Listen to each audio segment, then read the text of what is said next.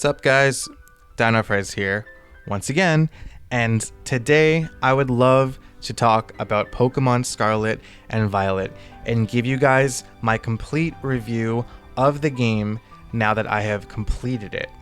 Now, please note that I have done zero endgame content and zero multiplayer stuff. All I did was play through the game, do the main story, and everything that goes along with it. I did spend some time exploring and stuff and catching Pokemon, but I strictly, for the main part, just played the main campaign through, which took me away, by the way, about 40 hours.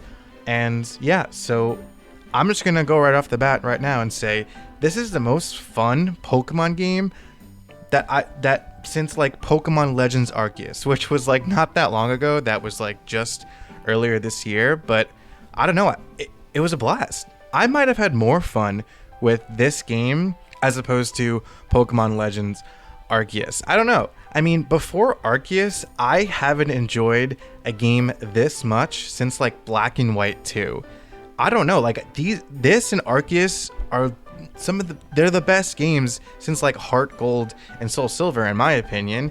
And yeah, those games were my favorite back when I was a kid, but this is the most fun I've had as an adult with video games, with the Pokemon franchise in at least the last decade, maybe my entire life. This adventure is so fantastic, despite its blatant flaws. So let's start there. The flaws. So first and foremost, the performance of this game, it's dog shit. It is dog shit. I'll give you guys that one. I mean, the amount of glitches and bugs that I've came across were insane. Like, it wasn't just like a handful. It was like dozens and dozens that kept coming up throughout my playthrough.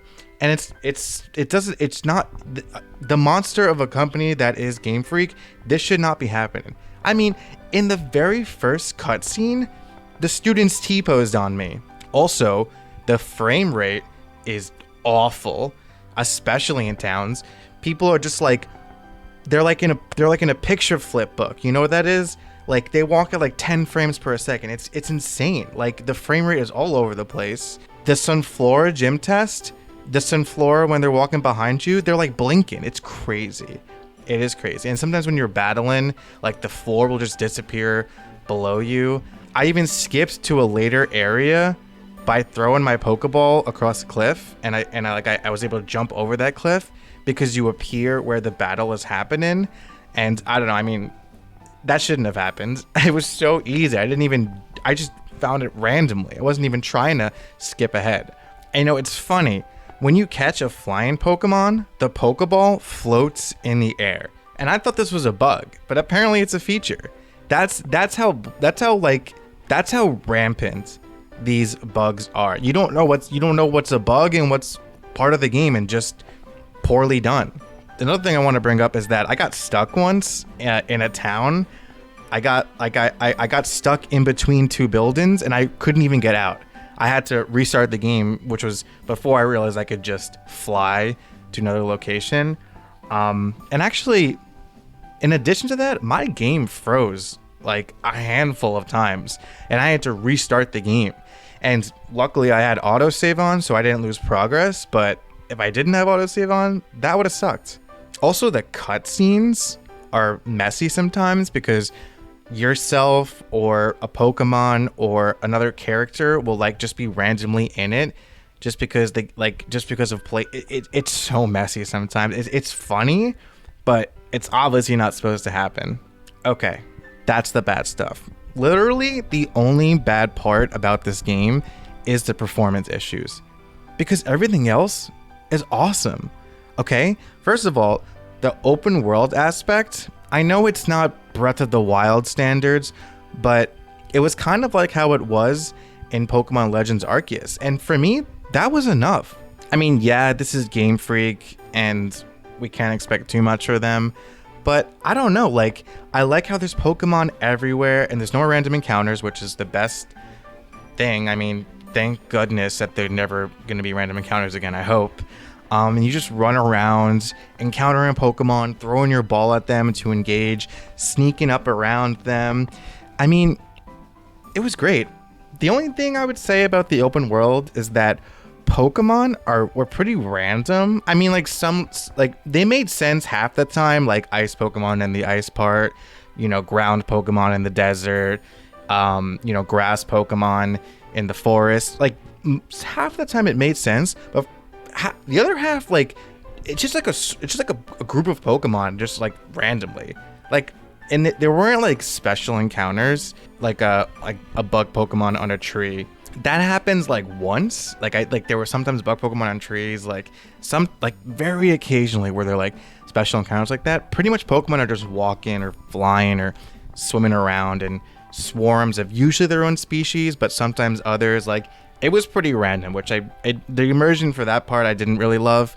I wish the wild appearances weren't all over the place. Moving on, traversing this open world is fan-fucking-tastic. Okay, after you get Koraidon or Miraidon, I still don't know how to pronounce those words.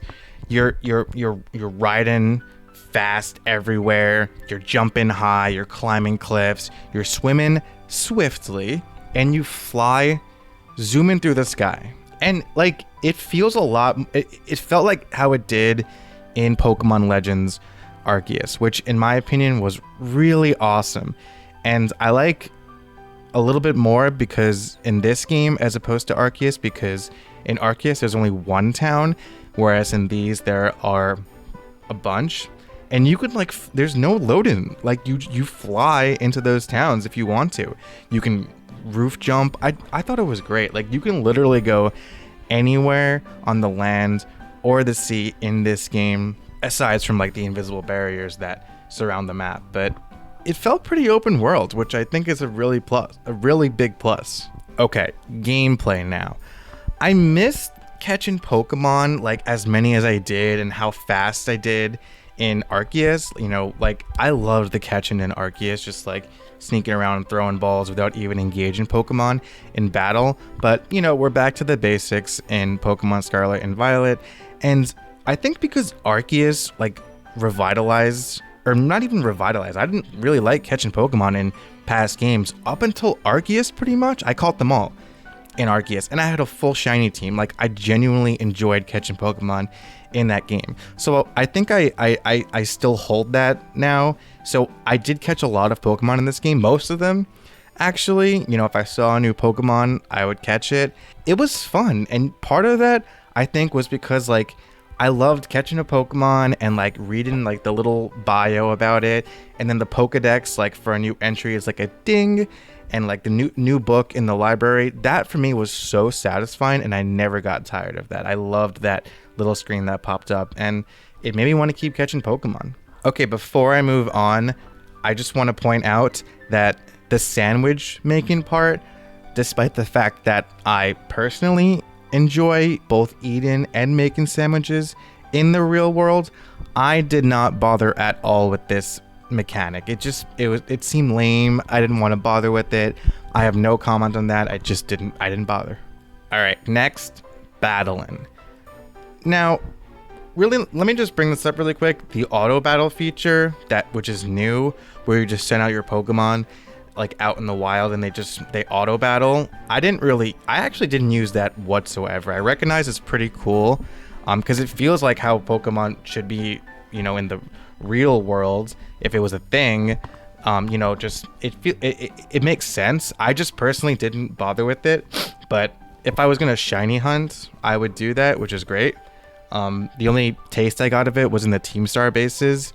As for real battling, I liked it. I mean, sure, it's a little slow at times with like the constant dialogue popping up for like status conditions and stat boosts and deboosts and whatever. That was slow, but I really enjoyed battling. And I actually liked Terastallizing, I hope I said that right, more than Dynamaxing. I didn't think I was gonna, because Dynamaxing seemed so much cooler.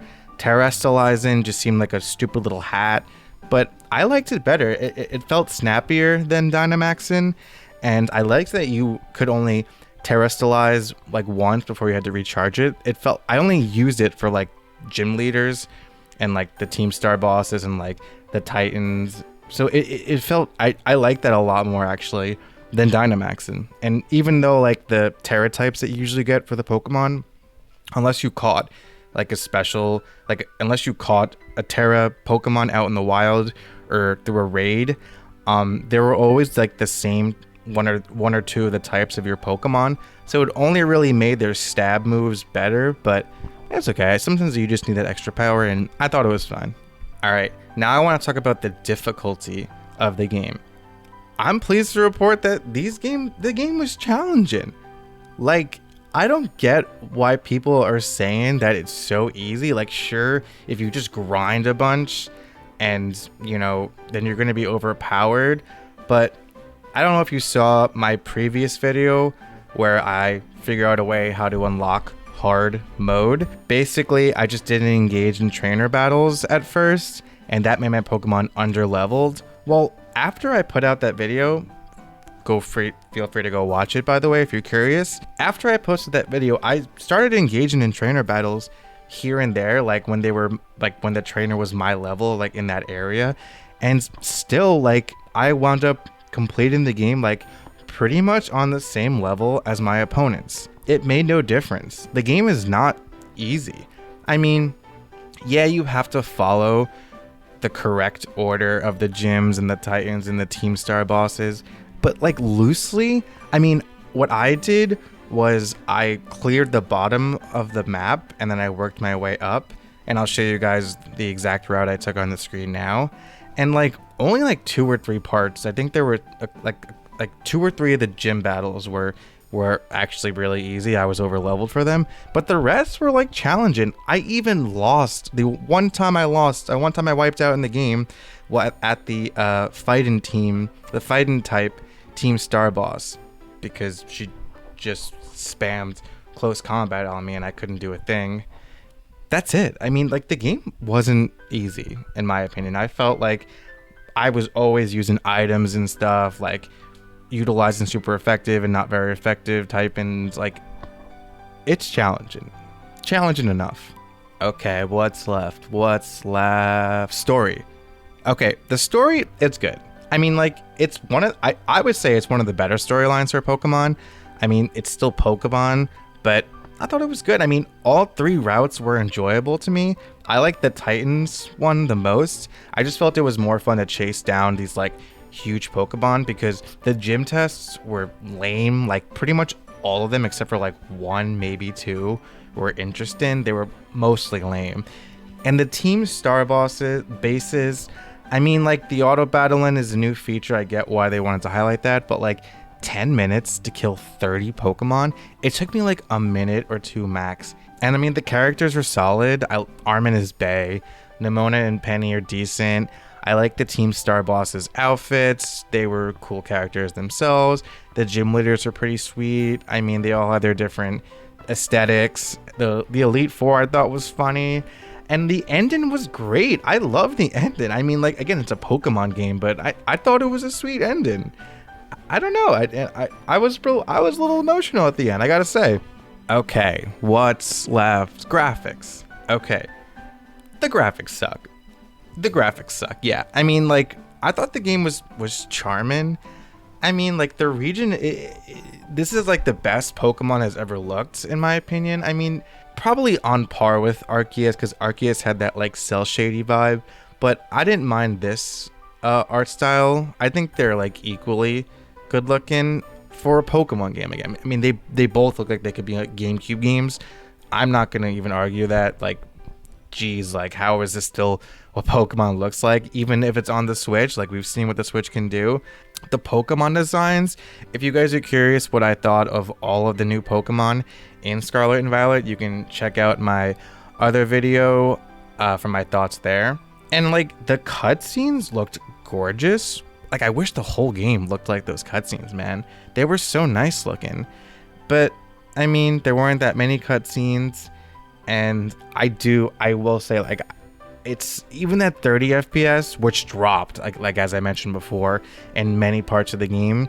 I wish it was 60, because a friend of mine modded the game, and it looks so nice. Well, it looks way nicer at 60 FPS. It kind of like makes you like not notice how crappy the graphics are and how crappy the performance is, because the 60 FPS just makes everything run smoother. It's just it's 2022. We gotta have 60 FPS on everything, especially a AAA game. Okay, now let's talk about the last thing, music. So the music's great. I mean, it's Pokemon. I don't feel like Pokemon games ever have bad music. But these are great. I mean, I loved the piano ballad that would play when you were just like out in the wild, and like a serene part. And there was that sick EDM beat for, I think it was one of the Team Star finale things. Oh, the music in this game is great. I mean, they usually kill the music, so I'm not surprised it's great. Okay, that's my review. I mean, all in all, I had a blast. And I took like 600 plus screenshots and videos. I mean, like, just going through them for this video took me forever because I had so many and I had to pick the perfect ones. And that's, I mean, you can just see through those screenshots and videos that I loved it. I mean, like, Pokemon Scarlet and Violet are the best games in the entire series. There, I said it. I mean, at least I think they're just as good as Pokemon Legends Arceus, Pokemon Heart Gold and Soul Silver, and Pokemon Black and White 2. I mean, they're definitely better than Pokemon Sword and Shield. And I don't know, at least give me the fact that Pokemon Scarlet and Violet are the best Pokemon games in the last decade for Pokemon games. And I know that we all have a soft spot for the Pokemon games of our youth. I mean, I have a tattoo of Ho-Oh because of my love for Pokemon Gold, which is my very first video game experience ever. And yeah, Game Freak is fucking lazy, and they cut corners, and they have been for a while now, but I mean, I adored this game. I adored Pokemon Scarlet and Violet. These games were sick. And like a grown-ass man like myself, I have trouble finding games like I truly enjoy. And yeah, I kind of have a bias for Pokemon. I mean, a bunch of us do, don't get me wrong. But maybe I'm just coming off the high of just having beat it. But I'm already hungry for the next adventure, man. Like, I can't wait for the next Pokemon game. I'm excited to see how the series goes from this point on, because these games were, in my opinion, a huge step in the right direction. So, I don't know. I'm skeptical. You gotta remain skeptical. But, I mean, who am I kidding? I'll buy anything these bastards make. Like a true Pokemon fan would. That's all for me for today, guys. I hope you enjoyed the video, the review, me ranting, and yeah, leave a like, leave a comment, leave a subscribe. That's about it. See you guys in the next one. Peace out.